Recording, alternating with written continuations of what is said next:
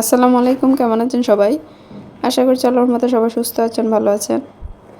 তো আমি আজকে নতুন করে একটা কেকের রেসিপি নিয়ে আসছি। অনেক সময় পাউন্ড কেক নিয়ে আসি, তারপরে পার্টি কেক নিয়ে আসি। তো আজকে একটু ব্যতিক্রম কেক নিয়ে আসছি, পুরো ভিডিওটা দেখবেন।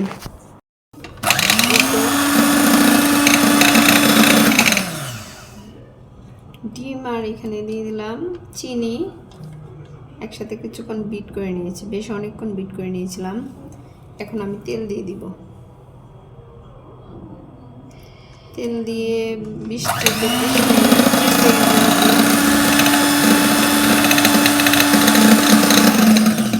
30 সেকেন্ডের মতো বিট করে নিব। আবার তেল দিয়ে বিট করে নিয়েছি। এখন আমি দিয়ে দেব ভ্যানিলা এসেন্স।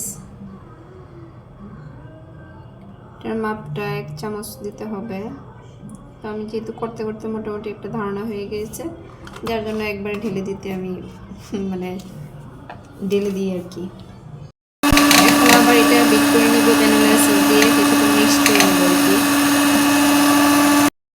সবসময় তো কেক বানাই, আজকে একটু নতুনভাবে নতুন একটা কেক বানানোর চেষ্টা করতেছি। তো ট্রাই করি, দেখি কি অবস্থা হয়, আপনাদের সঙ্গে শেয়ার করি, আপনারাও দেখেন, মনে হয় না খারাপ হবে, সাথে থাকেন। এখন আমি মিক্সড করা ময়দাগুলো দিয়ে দিব।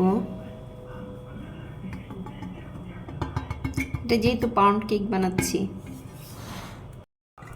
দিয়ে দিচ্ছি হালকা একটু গাজর কুচি,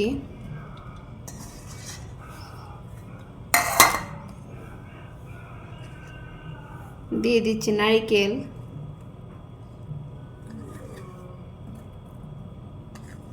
এখন এটাকে আমি 30 সেকেন্ড বিট করব। 30 সেকেন্ডও না, একদম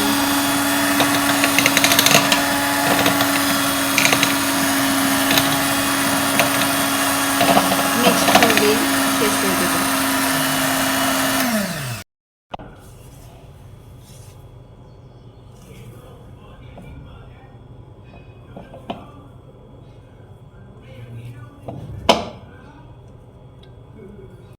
তো এই মোলটার মধ্যেই আমি এক পাউন্ডের কেক বানাবো আর কি।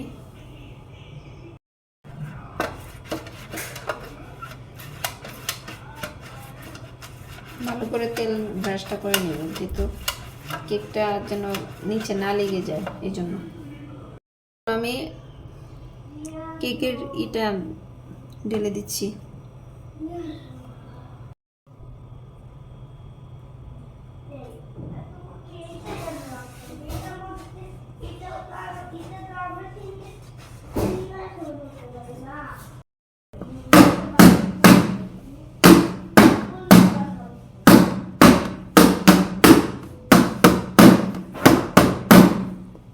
আমি কেকটা চুলায় বানাবো, যেহেতু আমি আগে থেকে কড়াইটা বসিয়ে রেখেছিলাম।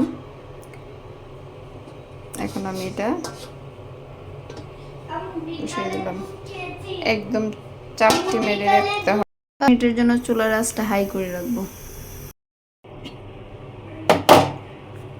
কেকটা দেখি কি অবস্থা। ওয়াও, মাশাআল্লাহ, আমার কেকটা অনেক সুন্দর হয়েছে। এখন দেখি ভিতরে আসলে কি অবস্থা। ভিতরটাও মাশাআল্লাহ হয়ে গিয়েছে। আমার কেক মাশাআল্লাহ কমপ্লিট।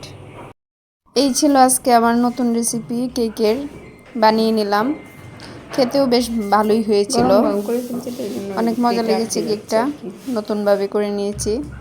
বাসায় আপনারাও দেখে নিন কেমন হয় কেকটা, আমার কাছে ভালো লেগেছে।